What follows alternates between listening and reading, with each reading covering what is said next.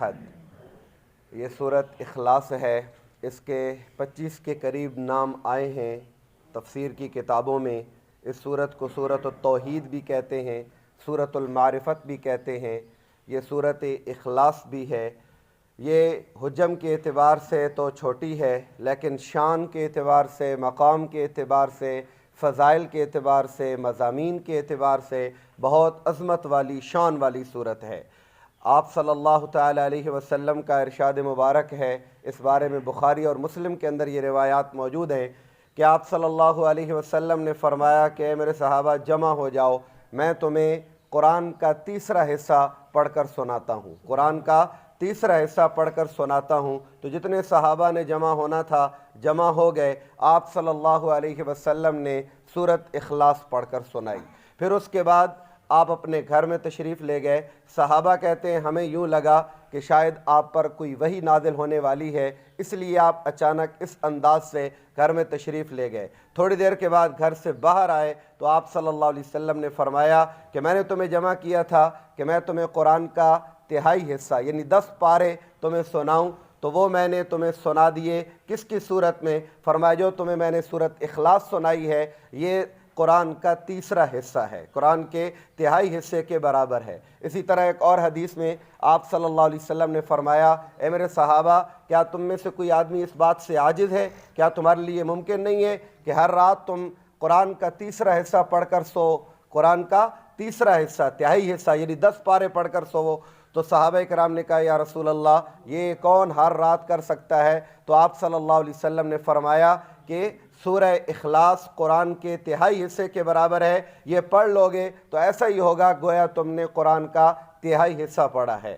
اسی طریقے سے اور بھی روایات ہیں جن میں آپ صلی اللہ تعالیٰ علیہ وسلم نے یہ بتایا ہے کہ یہ سورہ اخلاص جو ہے یہ قرآن کا تہائی حصہ ہے۔ پورا قرآن پاک اگر مضامین کے اعتبار سے دیکھا جائے تو 3 قسم کے مضامین پر مشتمل ہے عقائد کے اعتبار سے، توحید، رسالت اور آخرت۔ اس صورت میں اللہ تبارک و تعالیٰ نے بڑے پرزور انداز میں اور بڑے خوبصورت انداز میں توحید کو بیان کیا اور شرک کی مذمت بیان فرمائی ہے۔ اس اعتبار سے توحید، رسالت اور آخرت تو یہ 3 قسم کے مضامین ہیں، تو اس اعتبار سے بھی، مضامین کے اعتبار سے بھی یہ قرآن کا تیسرا حصہ بنا۔ اسی طریقے سے ام عائشہ صدیقہ رضی اللہ تعالی عنہا سے مروی ہے، یعنی یہ سورہ مبارکہ اللہ کی محبت کا بھی ذریعہ ہے کہ آپ صلی اللہ علیہ وسلم نے کچھ صحابہ کو لشکر کے طور پر روانہ کیا۔ وہ صحابہ کرام جہاں گئے تو جب جماعت کا وقت آیا تو ایک نے نماز پڑھائی،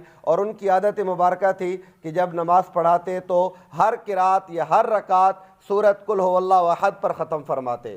تو انہوں نے وہاں ان کو سنا، واپس آئے آپ صلی اللہ علیہ وسلم کی بارگاہ میں، انہوں نے بتایا یا رسول اللہ ہمارے ساتھ ایک صحابی امام بنے، وہ ہر رکعت کو جو ہے سورۃ قل ھو اللہ احد کے ساتھ ختم فرماتے ہیں، پہلے کوئی اور سورت پڑھتے ہیں پھر آخر میں قل ھو اللہ احد بھی لازمی پڑھتے ہیں۔ تو آپ صلی اللہ علیہ وسلم نے ان کو بلایا اور پوچھا آپ ایسا کیوں کرتے ہیں؟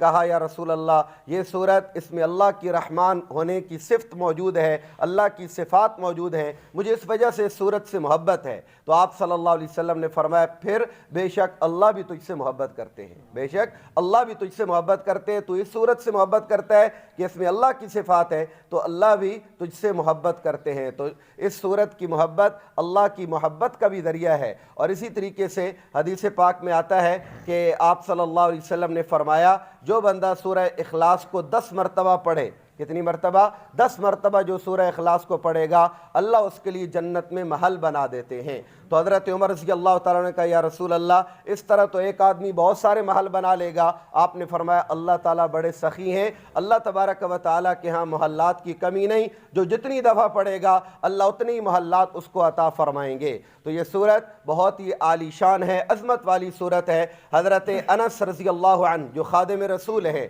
وہ یہ حدیث بیان فرماتے ہیں کہ قباء، مسجد قباء کے اندر ایک انصار کے نوجوان امام تھے، وہ نماز پڑھایا کرتے تھے اور ان کی عادت بھی یہی تھی کہ جب وہ نماز پڑھاتے تھے تو ہر رکعت کے اندر قل ھو اللہ احد پڑھتے، ساتھ کوئی اور سورت بھی پڑھتے۔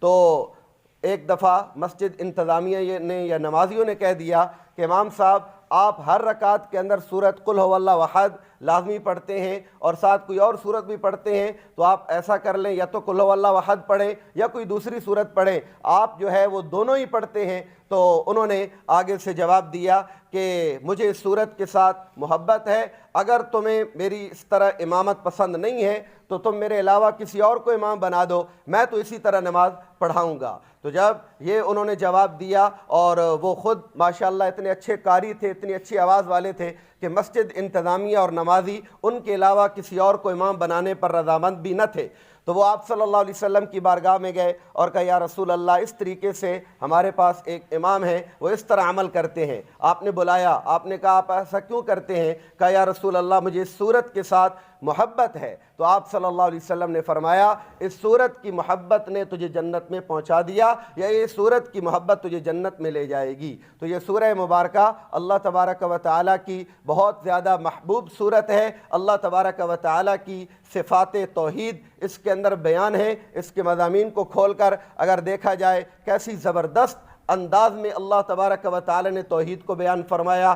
قل هو اللہ احد، اے میرے پیارے نبی کہہ دیجئے هو اللہ احد، وہ اللہ اکیلا ہے، وہ اللہ اکیلا ہے۔ کیا مطلب؟ کہ اس کو اپنے وجود کے لیے کسی کی کوئی ضرورت نہیں ہے۔ ہم میں سے ہر ایک کو اپنا وجود قائم رکھنے کے لیے ہوا، مٹی، پانی، آگ، ان سب چیزوں کی ضرورت ہے، ورنہ ہمارا وجود قائم نہیں رہ سکتا۔ اللہ کی ذات صرف ایسی ذات ہے جس کو اپنے قیام کے لیے کسی چیز کی کوئی ضرورت نہیں ہے، وہ سب چیزوں کے بغیر قائم رہ سکتا ہے، کیونکہ وہ احد ہے، اکیلا ہے، اس کو کسی کی کوئی ضرورت نہیں ہے۔ قل هو اللہ احد، صفات میں اکیلا ہے، ذات میں اکیلا ہے۔ اللہ الصمد، اللہ بے نیاز ہے۔ صمد کے تفسیر میں تقریباً 25 کے قریب معنی لکھے ہیں۔ صمد اس ذات کو کہتے ہیں کہ جس کے کام سب کے بغیر بن جائیں اور اس کے بغیر کسی کے بھی کام نہ بنے، اس ذات کو صمد اور بے نیاز کہا جاتا ہے۔ صمد کا معنی با کمال بھی ہے، صمد کا معنی لازوال بھی ہے، اور صمد کا معنی جو ہے سردار اور سب کا بادشاہ بھی ہے۔ تو اللہ تبارک و تعالی صمد ہے، اور اپنی بے نیازی کو حدیث قدسی کے اندر بیان فرماتے ہیں اللہ تبارک و تعالی۔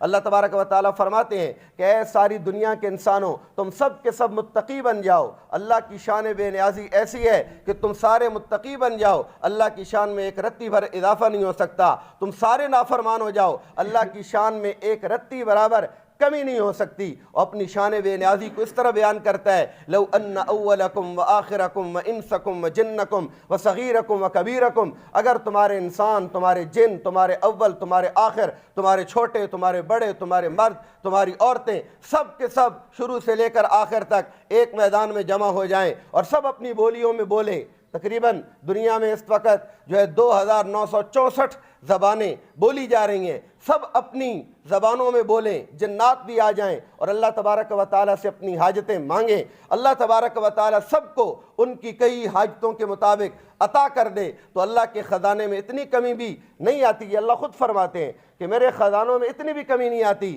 جتنا سمندر میں سوئی کو ڈبو تو اس کے ساتھ تو پانی کا قطرہ لگ کر کمی ہو سکتی ہے، لیکن اللہ کے خزانے میں اتنی کمی نہیں آتی۔ وہ ایسا بے نیاز ہے۔ اللہ الصمد، لم یلد ولم یولد، نہ اس کا کوئی جز ہے، نہ وہ خود کسی کا جز ہے، نہ اس کی کوئی اولاد ہے، نہ وہ خود کسی کی اولاد ہے۔ اللہ کے لیے اولاد تجویز کرنا یہ کائنات کا سب سے بدبودار، زہریلا اور گندا عقیدہ ہے۔ کل بھی ہم نے تراویح کے اندر جو رکوع پڑھا اس میں اللہ تبارک و تعالی یہی بات ارشاد فرماتے ہیں کہ یہ لوگوں کو کیا ہو گیا کہ اللہ کے لیے اولاد تجویز کرتے ہیں۔ قریب ہے کہ اس عقیدے کی وجہ سے زمین پھٹ جائے، آسمان پھٹ جائے، پہاڑ اپنی جگہ سے ہل جائیں کہ ان لوگوں نے اتنا ظلم کیا کہ اللہ کے لیے اولاد تجویز کر لی، حالانکہ اللہ تبارک و تعالی اولاد سے پاک ہے، ہر عیب سے، ہر نقص سے، ہر کمی سے پاک ہے۔ اور وَلَمْ يَكُنْ لَهُ كُفُوًا أَحَدٌ، اللہ تبارک و تعالیٰ کے ٹکر کا، جوڑ کا، رحمت میں، محبت میں، طاقت میں، قدرت میں،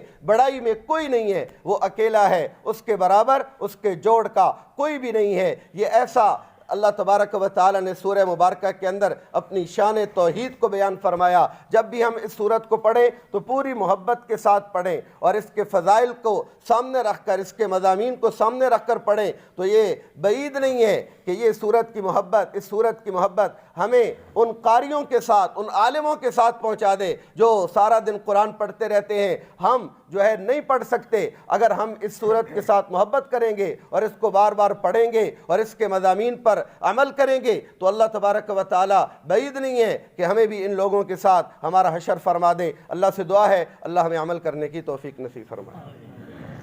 अल्लाहुम्मा सल्ली अला सय्यिदिना व मौलाना मुहम्मद व अला आलि सय्यिदिना।